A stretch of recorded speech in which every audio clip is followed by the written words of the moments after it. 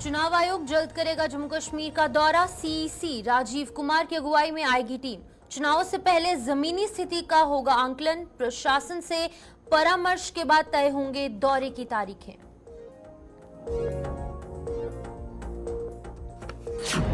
हटमाश का सड़क मार्ग नहीं खोल पाया प्रशासन। 1 महीने से ज्यादा समय से बंद पड़ा मार्ग।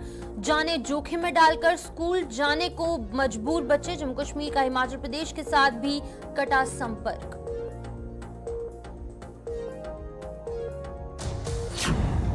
जिला डोडा के गांव में आजादी के बाद से नहीं पहुंची बिजली। बाबा आदम के जमाने में जीने को मजबूर 15 घरों के लोग। डोडा से मात्र 35 किलोमीटर दूर नहीं बिछी बिजली की लाइनें। आज तक की सरकारें जनप्रतिनिधि भी साबित हुई फीसदी।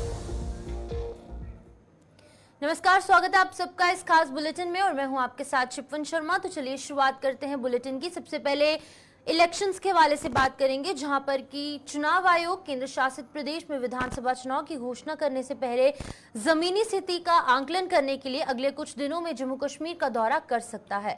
बता दें कि यहां पर मुख्य चुनाव आयुक्त राजीव कुमार की अध्यक्षता में चुनाव आयोग के दौरे की तारीखें केंद्र शासित प्रदेश प्रशासन के परामर्श से तय की जाएंगी, जो कि जल्द हो सकता है। वहीं पर जम्मू कश्मीर की फाइनल मतदाता सूचियां 20 अगस्त को प्रकाशित होने वाली हैं, लेकिन इनके प्रकाशन में कुछ दिनों की देरी से इनकार नहीं किया जा सकता। हालांकि इनके 25 अगस्त के आसपास हर हाल में प्रकाशित होने की संभावनाएं जताई जा रही हैं। आपको बता दें कि जिस तरीके से यहाँ पर लगातार एक ही मांग यहाँ पर तमाम जो ऑपोजिशन पार्टीज हैं, लोगों का भी यही कहना है कि जल्द से जल्द अब यहाँ पर विधानसभा चुनाव, असेंबली इलेक्शंस जो है वो होनी चाहिए। इस पर अब एक बड़ी अपडेट यहाँ पर निकलकर सामने आई है, जहाँ पर कि चुनाव आयोग द्वारा यहाँ पर विधानसभा चुनाव की घोषणा करने से पहले जो है वो जम्मू कश्मीर का दौरा देखने को मिलेगा। तो अधिक जानकारी देने के लिए हमारे साथ वरिष्ठ पत्रकार विनोद कुमार ज्वाइन कर चुके हैं। विनोद जी, आप बताइएगा, जिस तरीके से बताया जा रहा है कि सीईसी जो है राजीव कुमार अब वो जल्द ही जम्मू कश्मीर का दौरा करने वाले हैं, इलेक्शंस की सुगबुगाहट कहीं ना कहीं हम सब सुन सकते हैं। बिल्कुल, किसी भी स्टेट या यूटी में इलेक्शन करवाने हो तो फुल इलेक्शन कमीशन है वो अपना विजिट करता है। और अगर हम सिलसिलेवार बात बताएं तो कहीं ना कहीं शिपन अब तैयारियां हो चुकी हैं और अधिसूचना जब जारी होगी तब तय हो पाएगा कि जम्मू कश्मीर में कब चुनाव हो रहे हैं। जैसे मैंने कहा कि सिलसिलेवार पहले उपराज्यपाल मनोज कुमार सिन्हा को अतिरिक्त राइट्स दिए जाते हैं, पास दी जाते हैं, उससे ये साफ जाहिर होता है। फिर मनोज कुमार सिन्हा जो वेस्ट पाकिस्तानी रिफ्यूजीज़ हैं उनके लिए जो उनको लैंड के राइट्स नहीं थे वो लैंड के राइट प्रोवाइड करते हैं। फिर उसके बीच में इलेक्शन कमीशन ऑफ इंडिया ये कहता है कि जम्मू कश्मीर में जितने भी अधिकारी डिस्ट्रिक्ट लेवल पे जिनका घर उस जिले में है उनका तबादला किया जाए। और ख़ासतौर पर यह भी कहा जाता है कि चीफ सेक्रेटरी और डीजीपी को ये कहा जाता है कि ये सारे प्रोसेस को आपने अगस्त तक कंप्लीट करना है। दूसरी ओर ये भी कहा जाता है कि मतदाता सूचियों का अंतिम रूप जो है 20 अगस्त तक देना है। ये सारी चीज़ें जब सिलसिलेवार हम इन कड़ियों को जोड़ते हैं तो ऐसा लगता है कि जल्द ही चुनाव कराने जाए। और जिस जगह पे चुनाव होते हैं, स्वाभाविक सी बात है जम्मू कश्मीर में चुनाव होंगे या फिर दूसरे हरियाणा में चुनाव होंगे, तो वहाँ पर फुल फ्लेज जो कमीशन होता है जिसमें chief election commissioner of India Rajiv Kumar और बाकी जितने भी कमिश्नर्स होते हैं वो उनके साथ रहते हैं। ऐसा ही अभी यूटी एडमिनिस्ट्रेशन के साथ उनकी बातचीत चल रही है। अप्रोप्रिएट टाइम देखते ही वो अपना विजिट करेंगे। विजिट में वो जम्मू में अलग मीटिंग करेंगे, कश्मीर में अलग मीटिंग करेंगे, जम्मू के अधिकारियों से मिलेंगे, कश्मीर के अधिकारियों से और विभिन्न पॉलिटिकल पार्टीज के लोगों से मुलाकात करेंगे। जी शिपर। विनोद जी, यहाँ पर ये जानना काफ़ी ज़्यादा इम्पॉर्टेंट है, क्योंकि अगर हम असेंबली इलेक्शंस की बात करें वो भी पेंडिंग है, यूएलबी इलेक्शंस पेंडिंग है, वहीं पर अगर हम पंचायती राज इलेक्शंस की बात करें वो भी पेंडिंग है। तो इस दौरे के बाद आपको क्या लगता है कि कुछ इलेक्शंस को यहाँ पर उनका ऐलान कर दिया जाएगा? क्या लगता है कि यहाँ पर जो असेंबली इलेक्शंस है वो अगले साल हो सकते हैं और यूएलबी यानी कि अर्बन लोकल बॉडीज और पंचायती राज के इलेक्शंस इस साल हो सकते हैं? क्या कुछ लगता है आपको? देखिए, अभी ये जो इलेक्शन कमीशन ऑफ इंडिया की फुल टीम आ रही है ये सिर्फ और सिर्फ विधानसभा चुनावों को लेकर ही फैसला कर सकती है और ये विधानसभा चुनावों के परिप्रेक्ष्य में ही आ रही है। ये सबसे इम्पोर्टेंट बात है। और जो दूसरे इलेक्शन होते हैं, हमारा स्टेट इलेक्शन कमिश्नर या यूटी इलेक्शन कमिश्नर अलग फैसला होता है, वो BR शर्मा जी हैं। वो बाकी जो इलेक्शन होते हैं उनका फैसला उन्होंने लेना होता है। और दूसरी ओर अगर अर्बन लोकल बॉडीज़ की बात करें तो अर्बन लोकल बॉडीज़ को लेकर के OBC की कितनी सीटें आरक्षित करनी है, इसको लेकर के भी एक कमीशन गठित किया गया है। वो कमीशन भी अपनी रिकमेंडेशन जल्दी देगा। लेकिन अगर हम विधानसभा के चुनावों की बात करते हैं तो 11 दिसंबर 2023 को कोर्ट ने साफ शब्दों में कहा था कि सरकार को, यानी यूनियन गवर्नमेंट को, इलेक्शन कमीशन ऑफ इंडिया को सितंबर 2024 तक इलेक्शन करवाने होंगे। 30 सितंबर 2024 तक इलेक्शन करवाने होंगे। उसी सिलसिले में मुझे लगता है कि full election commissioner Jammu Kashmir में दौरा करेगा। ठीक है विनोद जी, बहुत बहुत शुक्रिया तमाम जानकारी देने के लिए। वरिष्ठ पत्रकार विनोद कुमार ने हमारे साथ ज्वाइन किया था और तमाम जानकारी वो दे रहे थे। जिस तरीके से अगर हम राजीव कुमार जो कि चीफ इलेक्टोरल ऑफिसर हैं, उनके द्वारा जम्मू कश्मीर का विजिट किया जाएगा, कश्मीर डिवीजन को देखा जाएगा, उसके बाद जम्मू डिवीजन का भी दौरा किया जाएगा, तमाम आला अधिकारियों से मुलाकात की जाएगी और उसके बाद विधानसभा चुनाव यानी कि असेंबली इलेक्शंस की अनाउंसमेंट यहाँ पर हो सकती है। अभी इसको लेकर कोई पुष्टि नहीं की गई है, लेकिन बहुत ही जल्द असेंबली इलेक्शंस जम्मू कश्मीर में हो सकते हैं। इसी बीच जिला कठुआ के हवाले से बात करेंगे, जहां पर कि जिला कठुआ के बसोली में बंद पड़ा हट मार्च का सड़क मार्ग जो है वो प्रशासन को बार बार अवगत करवाने के बावजूद भी नहीं खुल पाया है। ये सड़क मार्ग पिछले 1 महीने से भी ज्यादा समय से बंद है, लेकिन प्रशासन इस ओर कोई ध्यान नहीं दे पाया।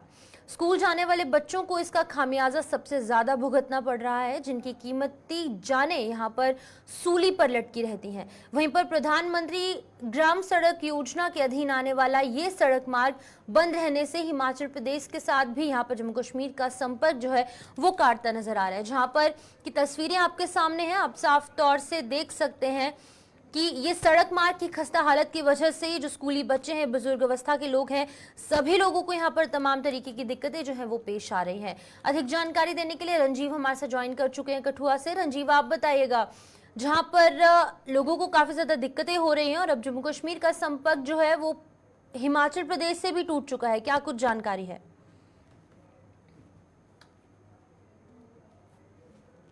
टमाटर का इशारा पे टमाटर का रोड है और जैसे इस रोड की बात करूं तो पीएमजीएसवाई के तहत ये रोड आया हुआ है और यहाँ पीएमजीएसवाई भी इस रोड की देखभाल करती है और पिछले 1 माह से ये लगातार बंद चल रहा है और इस मार्ग पर कोई भी यात्री वाहन जो है वो नहीं चल रहे हैं। पूरी तरह से यहाँ पर इसके ऊपर रोकथाम है। यहाँ पर लोगों को मजबूरन 18 से 19 किलोमीटर तहसील मुख्यालय, जिला मुख्यालय के लिए लगते हैं, उनको सारा सफर पैदल तय करना पड़ता है। शिपन, जहाँ पर मैं बताऊं कि स्कूली बच्चे, खासकर स्कूली बच्चे जिनको आप स्कूलों में जाना पड़ता है और इस पथरीले और पस्सियां गिरने के कारण तो रास्ता मिट्टी और धूल भरा हो चुका, ऊपर से बारिश का मौसम और जिसके चलते यहाँ पर बच्चों को सबसे ज्यादा तकलीफ तो लग जाते हैं उनको अपने इस रास्ते से जाने के लिए और लगातार लोगों की तरफ से गुहार लगाई जा रही है कि इस रास्ते को खोला जाए।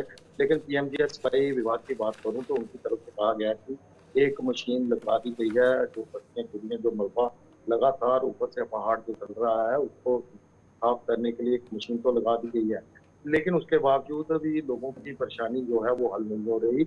अभी 1 महीना हो चुका है तकरीबन, जिसके कारण लोग काफी तकलीफ में है और हिमाचल के साथ जम्मू कश्मीर को जोड़ने वाला ये रास्ता पूरी तरह से बंद है, जिसके कारण हिमाचल से इस रास्ते का संपर्क भी जो है वो कट चुका है। अगर इस इलाके से हिमाचल में जाना तो उसको घूमकर 200 से 300 किलोमीटर, 250 से 300 किलोमीटर का सफर अधिक तय करना पड़ेगा, तो जिसके चलते लोगों को काफी दिक्कतों का सामना है और लगातार लोगों की गुहार है जिला प्रशासन, उप जिला प्रशासन। रंजीव, जहां पर एक तरफ जो है वो पीएमजीएसवाई इस तरीके की स्कीम्स जो है वो सेंट्रल गवर्नमेंट जो है वो निकालती है, लेकिन जमीनी सतह पर इन स्कीम्स को कितना इम्प्लीमेंट किया जाता है, लोगों को इन स्कीम्स का कितना फायदा होता है, ये देखने वाली बात है। क्योंकि ये रोड जो है वो काफी देर से सफर कर रहा है, जिसकी वजह से लोग जो है वो इनडायरेक्टली सफर करते नजर आ रहे हैं। क्या लगता है कि इन स्कीम्स का फायदा इन दूरदराज के इलाकों तक नहीं पहुंच पा रहा? देखिए शिपन, इस प्रधानमंत्री ग्रामीण सड़क योजना की बात करूं तो इस योजना से खासकर जम्मू कश्मीर की बात करूं, उधमपुर जो पार्लियामेंट कॉन्स्टिट्यूएंसी है उसकी बात करूं तो सबसे बड़ा फायदा इसी कॉन्स्टिट्यूएंसी को हुआ, जिसमें ये इलाका बसोली का भी पड़ता है, क्योंकि इस स्कीम के तहत इस इलाके के दुर्गम इलाकों में हर गांव में तकरीबन सभी गांव में सड़क जो है वो पहुंच चुकी है और कुछ एक पहाड़ियों के ऊपर जो गांव है वहां सड़क तो नहीं है, लेकिन ऑलमोस्ट हर जगह पीएमजीएसवाई ने सड़क का जाल बिछा दिया है और पिछले 5 सालों में लगातार उधमपुर पार्लियामेंट्री कॉन्स्टिट्यूंसी PMGXY के रोडों में अव्वल नंबर पर आती रही है।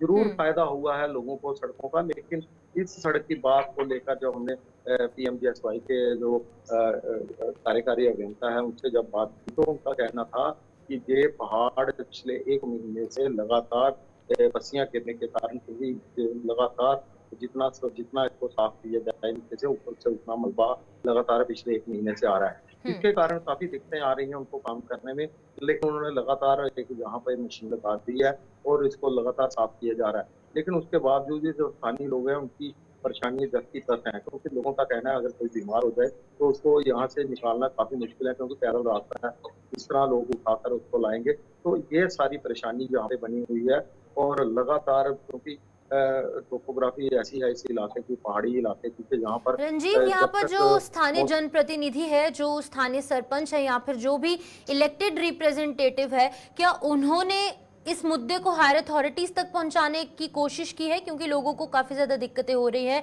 और क्या हायर अथॉरिटीज तक ये बात पहुंच पाई है कि लोगों को इतनी दिक्कतें हो रही हैं, सड़क मार्ग जो है वो नहीं बन पाया?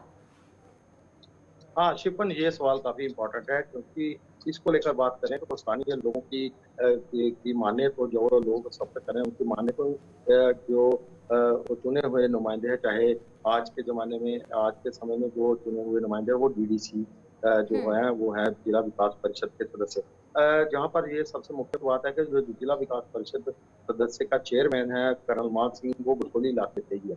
तो लोगों को काफी मलाल है कि उनकी आवाज जो है उनके द्वारा जिस तरीके से बुलंद की जानी चाहिए उस तरीके से बुलंद नहीं हो पा रही। उनको इस चीज का मलाल है कि जो चुने हुए प्रतिनिधि है वह उनकी मांग को उस तरीके से नहीं उठा पा रहे। तो ये मलाल जरूर लोगों में है, लोग इसको लेकर भी काफी वहाँ पे बातें जो है सामने। ठीक है रंजीव, बहुत बहुत शुक्रिया तमाम जानकारी देने के लिए। रंजीव मेहता कठुआ के हवाले से अपडेट कर रहे थे। हाटमाश का सड़क मार्ग जो कि कई सालों से जो है वो वैसे ही पड़ा है, कोई भी जो आला अधिकारी है या फिर जो प्रशासन के लोग हैं इसका जायजा लेने नहीं पहुंचे, और लगातार एक ही मांग यहाँ पर स्थानीय लोगों की है कि इस रोड को बनाया जाए, क्योंकि PMGSY के तहत तमाम जो रोड्स है वो बनकर तैयार है, जिसकी वजह से लोगों को सहूलियत हो रही है। लेकिन ये एकमात्र रोड जिसकी वजह से लोगों को काफी ज्यादा दिक्कतें हो रही हैं, स्कूली जो बच्चे हैं उन्हें स्कूल आने जाने में परेशानी हो रही है, और जो पेशेंट्स इस रोड से गुजरते हैं उनको भी काफी ज्यादा दिक्कतें पेश आ रही हैं। और प्रशासन की अगर बात करेंगे तो वो लंबी ताने सोई है, और जनप्रतिनिधि जो इलेक्टेड रिप्रेजेंटेटिव है वो भी हायर अथॉरिटीज तक ये मांग पहुंचाने में कहीं ना कहीं असमर्थ रहे हैं। तो चलिए अब जिला डोडा के हवाले से बात करेंगे, जहां पर डोडा से करीब 35 किलोमीटर दूर देदनी गांव में आजादी के बाद से लेकर अभी तक बिजली नहीं पहुंच पाई है। इस गांव के 15 घरों के निवासी जो हैं वो इस आधुनिक दौर में भी बाबा आदम के ज़माने में जीने को मजबूर हैं, जहां पर आज़ादी के बाद कितनी सरकारें आई और कितनी सारी सरकारें गई, लेकिन किसी ने भी इस गांव को बिजली से रोशन करने के लिए कोई कदम नहीं उठाया गया। बता दें कि तस्वीरें आपके सामने हैं, ये वही गाँव है जहाँ पर कि इतने साल बीत जाने के बाद भी लगातार ये जो लोग हैं वो बिजली इनके घरों तक नहीं पहुंच पाई। ये जो छोटे बच्चे आप देख रहे हैं ये अंधेरे में यहाँ पर पढ़ाई करते हैं, अंधेरे में अपनी ज़िंदगी जो है वो गुजार रहे हैं, और कुछ 15 घर जो है वो निकलकर सामने आ रहे हैं जहाँ पर कि अभी तक बिजली की तारें नहीं पहुँच पाई हैं। बिजली से महरूम इन लोगों को जीना पड़ रहा है। और आपको बता दें कि कई सरकारें आई हैं, कई सरकारें गई हैं, लेकिन फिर भी यहाँ तक कोई भी बिजली पहुँचाने में जो है वो सक्षम नहीं हो पाया। इस खबर पर जानकारी देने के लिए विकास मनहास हमारे साथ डोडा से ज्वाइन कर चुके हैं। विकास, आप बताएगा क्या कुछ कारण रहे हैं, क्योंकि कितने साल बीत जाने के बाद भी, आज़ादी के इतने साल बीत जाने के बाद भी लोग जो हैं वो कहीं ना कहीं बिजली से महरूम है, क्या कुछ कारण आपको लगते हैं आप?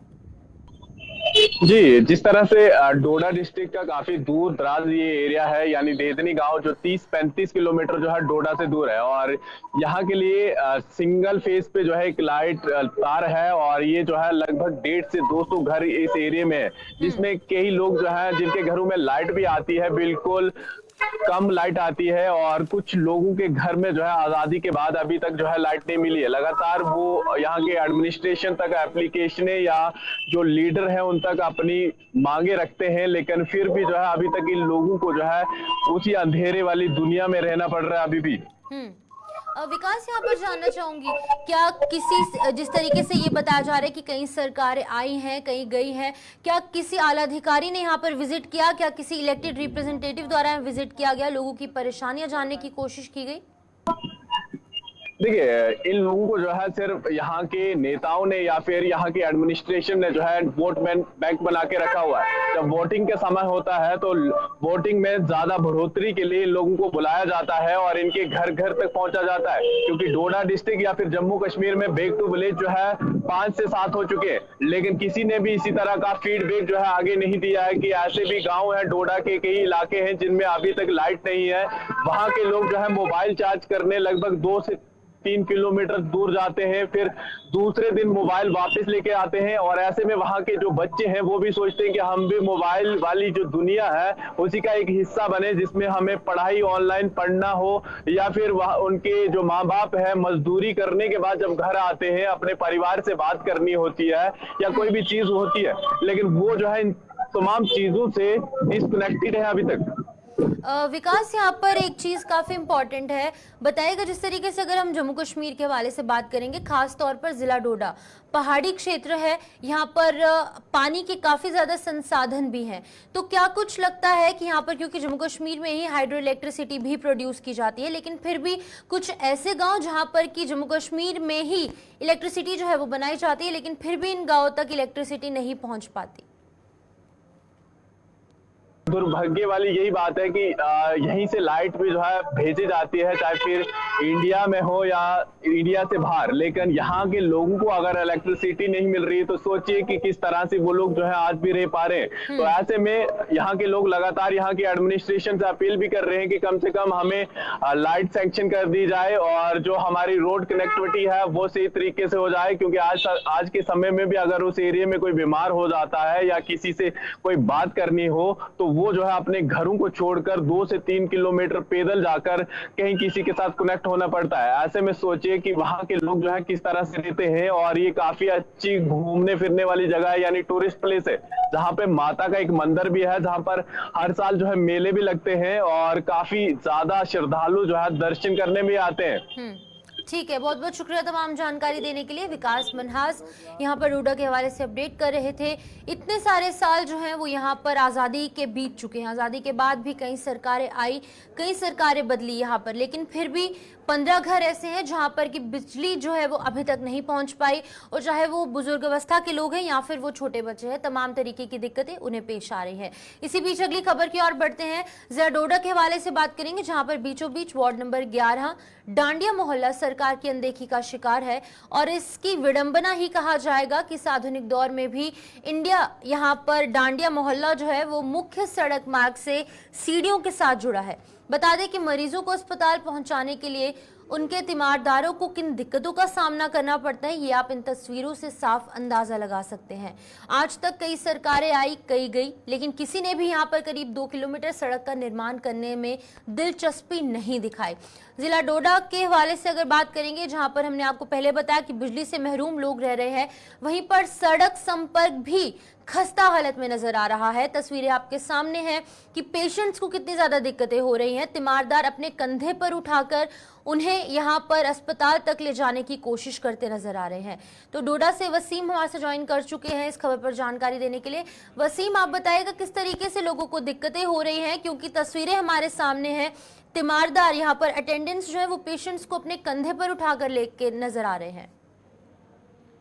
बिल्कुल शिल्पा, देखिए लगातार इस तरह की तस्वीरें पहले गांव से निकल के सामने आती थी। आप जिला डोडा का हेडक्वार्टर जो है वहां पे इस तरह की तस्वीरें आपको देखने को मिलेगी। म्युनिसिपल काउंसिल का वार्ड नंबर 11 है और लगातार इस इलाके से आवाजें सुनने को मिल रही हैं। बार बार ये लोग मीडिया के सामने आ रहे हैं और ये जो रास्ता आप देख रहे हैं, जिस रास्ते से ये लोग गुजर रहे हैं, ये गुलिस्तान न्यूज नहीं सबसे पहले ये इशू उठाया था, ग्राउंड पे कूद गए थे और ये रास्ता बना था। यानी कि ये लोग जब तक मीडिया के सामने नहीं आते हैं, एडमिनिस्ट्रेशन तक इनकी आवाज नहीं पहुंचती है, तो इस इलाके के अंदर आप देखेंगे कोई भी काम नहीं होता है। फिलहाल आप ये तस्वीर देख लीजिए, कल की तस्वीर है, कल दोपहर की तस्वीर हमारे पास जब आई तो एक पेशेंट को लगती है, उसको मेडिकल कॉलेज डोडा में भर्ती करवाया जाता है। उसके बाद इसके पैर को, जिस तरह से बताया जाता है कि इस शख्स का पैर जो है टूट गया था, तो लगभग 1.5 से 2 किलोमीटर इनको रास्ते से चल के जाना पड़ता है। बार बार इन लोगों ने एडमिनिस्ट्रेशन से अपील की कि हमें रास्ता जो है बाई फुट नहीं होना चाहिए, रोड कनेक्टिविटी होनी चाहिए जहां तक हमारी गाड़ी पहुंचे। मगर आज भी इस हालत में आप देख लीजिए, पहले गाँव के अंदर ये तस्वीरें देखने को मिलती थी। इन लोगों को जब रास्ते तक आना पड़ता है, वो तो पेशेंट जिस तरह से आता है, 4 पाई का इस्तेमाल इन लोगों को करना पड़ता है। तो कहीं ना कहीं एक बहुत बड़ा जो है हम ये कहेंगे कि फेलियर देखने को मिलता है, जहाँ पे बड़ी बड़ी बातें जहाँ पे की जाती हैं। ये शहर की तस्वीरें हैं, तो गांव की तस्वीरें किस तरह की होंगी। लगभग इस इलाके के अंदर जो बताया जाता है, जो हमारे पास अभी तक कुछ लोगों ने जब जानकारी दी, उनमें बताया कि लगभग 600 से 700 घर हैं जो डांडिया मोहल्ले के अंदर लोग रहते हैं। तो जब वोट मांगने की बारी आती है तो इन लोगों को बताया जाता है कि आपकी जो भी जनरल डिमांड है उसको पूरा किया जाएगा। तो जनरल डिमांड जो है वो अभी कहीं नहीं नजर आपको आएगी। वसीम, यहाँ पर जानना चाहूंगी, जिस तरीके से PMGSY जैसी स्कीम्स लाई जाती हैं, उसके तहत तमाम जो आगे पीछे के जो इलाके हैं, आसपास के इलाके, वहां पर सड़कें बनाई जाती हैं, लेकिन क्या लगता है कि शहर के बीचों बीच ये ऐसी रोड है जिसकी वजह से लोगों को इतनी दिक्कतें आ रही हैं? देखिए, डोडा शहर के अंदर आप देखेंगे इस तरह की तस्वीरें कई सारे इलाकों से हमें देखने को मिलती है। ये जो तस्वीर है हेडक्वार्टर पे ही अंदर आप देख रहे हैं, म्युनिसिपल कौंसिल के अंदर आता है, वार्ड नंबर 11 की तस्वीर है। और बड़ा इंपॉर्टेंट इसमें ये, जब म्युनिसिपल कौंसिल के इलेक्शन हुए थे, लोगों ने कई सारी उम्मीदें रखी थी। 5 साल बिताने के बाद इन लोगों ने जब बताया कि 5 साल बिताने के बाद वही तस्वीरें, वही नक्शा शहर के अंदर देखने को मिल रहा है, तो मुझे लगता है अगर इन लोगों को वोट लिया जाता है इन लोगों से, तो किस तरह की उम्मीदें ये लोग रखेंगे। और जब उम्मीदें ये लोग रखते हैं तो जमीनी सतह की उम्मीदें जो है कहीं नजर नहीं आ रही। और बहुत सारी बार इन लोगों ने डेपुटेशन एडमिनिस्ट्रेशन के पास लिए, इनकी बात को सुना गया, मगर जमीनी सतह के हालात वही है, वही तस्वीरें। और इम्पोर्टेंट चीज ये है कि इस रास्ते की खस्ता कंडीशन इतनी ज्यादा है, लाइट का कोई बंदोबस्त नहीं है, पेशेंट को 4 पाई पे लाना पड़ता है। और जब बारिश वगैरह होती है, ठीक है वसीम, बहुत बहुत शुक्रिया तमाम जानकारी देने के लिए। डोडा से वसीम गत्तू यहाँ पर अपडेट कर रहे थे किस तरीके से लोगों को, जिस तरीके से हमने आपको पहले अपडेट किया कि बिजली की वजह से लोगों को दिक्कतें हो रही हैं, वहीं पर जिला डोडा के बीचों बीच वार्ड नंबर 11 की तस्वीरें आप तक रख रहे थे, जहां पर कि लोगों को तमाम तरीके की दिक्कतें सड़क मार्ग की वजह से पेश आ रही हैं। इसी बीच हम रामबन के हवाले से बात करेंगे, जहां पर जल शक्ति विभाग हर घर जल हर घर नल पहुंचाने के लक्ष्य को पूरा करने के लिए दूर दराज के इलाकों में खाना पूर्ति करता नजर आ रहा है। जहां पर जिला रामबन के पोगल परिस्तान इलाके में इस खाना पूर्ति का जीता जागता सबूत नजर आ रहा है। और पोगल परिस्तान में पानी की पाइपें जमीन के नीचे लगाने के बजाय जमीन के ऊपर लगाई जा रही हैं। लोगों के मुताबिक इस इलाके में जगह जगह जल शक्ति विभाग नियमों को ताक पर रखकर अपनी जिम्मेदारी निभाने की नौटंकी कर रहा है, और वहीं पर प्रशासन लंबी ताने सोया है। तस्वीरें आपके सामने है, हर घर जल हर घर नल जैसी जो यहाँ पर स्कीम्स है वो लाई जाती हैं, जिसके तहत कि काम तो किया जा रहा है, लेकिन खाना पूर्ति कहीं ना कहीं काम के नाम पर किया जा रहा है। क्योंकि जिस तरीके से ये पाइप्स आप साफ तौर से देख सकते हैं, ये यहाँ पर जमीन के ऊपर ये पाइप्स की जो वेब है वो बिछाई गई है, जिसकी वजह से लोगों को जरूर आने जाने में दिक्कतें पेश आ सकती हैं। इस खबर पर जानकारी देने के लिए नदीम इकबाल हमारे साथ ज्वाइन कर चुके हैं रामबन से। नदीम, आप बताइएगा, जहां पर तस्वीरें हमारे सामने हैं, हमने देखा किस तरीके से खाना पूर्ति हर घर जल हर घर नल स्कीम के तहत की जा रही है, किस तरीके की दिक्कतें लोगों को सामने पेश आ सकती है? जी बिल्कुल शिप में, देखिए मैं आपको एक चीज बता दूं, ये जिला रामबन के तहसील पोगल परिस्तान का लोअर पोगल पंचायत का खौड़िहाल का इलाका है, जहां पर आप तस्वीरों में साफ देख सकते हैं कि एक तरफ हम जल जीवन मिशन की बात करें, जल शक्ति डिपार्टमेंट की तरफ से ये स्कीमें तो जगह जगह चलाई जा रही है ताकि हर घर जल हर घर नल पहुंचाया जा सके, लेकिन काम किस तरह से हो रहा है, गाइडलाइंस को बालाए ताक रखकर कामकाज किया जा रहा है। जहां हम देख रहे हैं कि जमीन, जो काश्त की जमीन है, वहां पर भी पाइपें जमीन के ऊपर से बिछाई गई है, रास्तों पर भी पाइपें जमीन के ऊपर से बिछाई गई, जिस वजह से हम कहें कि लोगों को खेती बाड़ी में अगरचे परेशानी तो है, लेकिन पैदल चलने में भी दिक्कतें हैं। कहीं न कहीं जमीन के ऊपर से जब पाइप्स रखी गई है तो जाहिर सी बात है पानी ने अपना रास्ता भी बदला है, जिस वजह से जमींदारों की इस वक्त फसल तबाह और बर्बाद हो रही है। हालांकि एक तरफ हम देखें जल शक्ति डिपार्टमेंट का जल जीवन मिशन, तो दूसरी तरफ डिपार्टमेंट के वो लोग जो मोटी मोटी तनख्वाहें ले रहे हैं, कुर्सी पर बैठकर काम करने के दावे तो कर रहे हैं। हालांकि उनकी नॉलेज में हमने ये बात भी लाई, कहा गया कि जब हम इस पर काम करेंगे उस चीज को देखा जाएगा, लेकिन अभी तक इन चीजों को देखा नहीं गया है। लोगों की अभी भी शिकायतें आ रही है, कहीं ना कहीं लोगों की तरफ से यह भी बताया गया है कि जनाब एक तरफ से ठेकेदार को तो खुली छूट दे रखी है कि जब आप जैसे काम करेंगे करें, मटेरियल किस तरह का इस्तेमाल किया जा रहा है उस चीज पर कोई ध्यान नहीं दिया जा रहा है। कहीं ना कहीं डिपार्टमेंट यहां कहीं सवालों के कटघरे में और डिपार्टमेंट के परफॉर्मेंस पे भी सवाल उठ रहे हैं, लेकिन दूसरी तरफ असर व रसूख खैर ख्वाह और नूरे नजर लोगों पर डिपार्टमेंट की मेहरबानी का इल्जाम भी लोगों ने आयद किया है। लोगों का यह कहना है कि जनाब एक तरफ एक पाइपलाइन बिछाई जाती है, जो लगभग 50 घरों को सप्लाई देगी। लेकिन दूसरी तरफ जो असर व रसूख वाले लोग हैं, उन लोगों के लिए सिर्फ 4 घरों के लिए एक पाइपलाइन बिछाई गई है। अगरचे इस मामले को डिपार्टमेंट के ऑफिसरान की नॉलेज में लाया गया, डिपार्टमेंट की तरफ से यकीन भी दिलाया गया कि जब इस पर काम होगा, लेकिन नताइज अभी भी सहम है। अभी भी लोग परेशानियों के इस जंजल में फंसे हुए, अभी देख रहे हैं झंझट में फंसे हुए हैं, लोग परेशान है। लोग का कहना है कि जब पैदल चलना भी मुश्किल हो गया है, कहीं न कहीं बच्चे जब स्कूल आते जाते हैं तो परेशानियां रहती है। लेकिन अब देखना होगा कि डिपार्टमेंट की आंख कब खुलेगी और डिपार्टमेंट की तरफ से जो दावे किए जाते हैं, जो यकीन दहाना दिलाई जाती है, उन्हें अमली जामा का पहनाया जाएगा। जी शिपमेंट। ठीक है नदीम, बहुत बहुत शुक्रिया तमाम जानकारी देने के लिए। नदीम इकबाल यहाँ पर रामबन के हवाले से अपडेट कर रहा था कि जिला रामबन के पोगल परिस्तान के इलाके में जल शक्ति विभाग जो है, पीएचई डिपार्टमेंट, उसके द्वारा खाना पूर्ति की जा रही है, लोगों के साथ मजाक किया जा रहा है। अब देखने वाली बात यह होगी कि कब तक आखिरकार प्रशासन की आंखें खुलेंगी और कब तक इस मुश्किलात का हल यहाँ पर देखने को मिलेगा। तो फिलहाल इस बुलेटिन में इतना ही, मुझे दीजिए इजाजत। आप जुड़े रहिए गुलिस्तान न्यूज के साथ।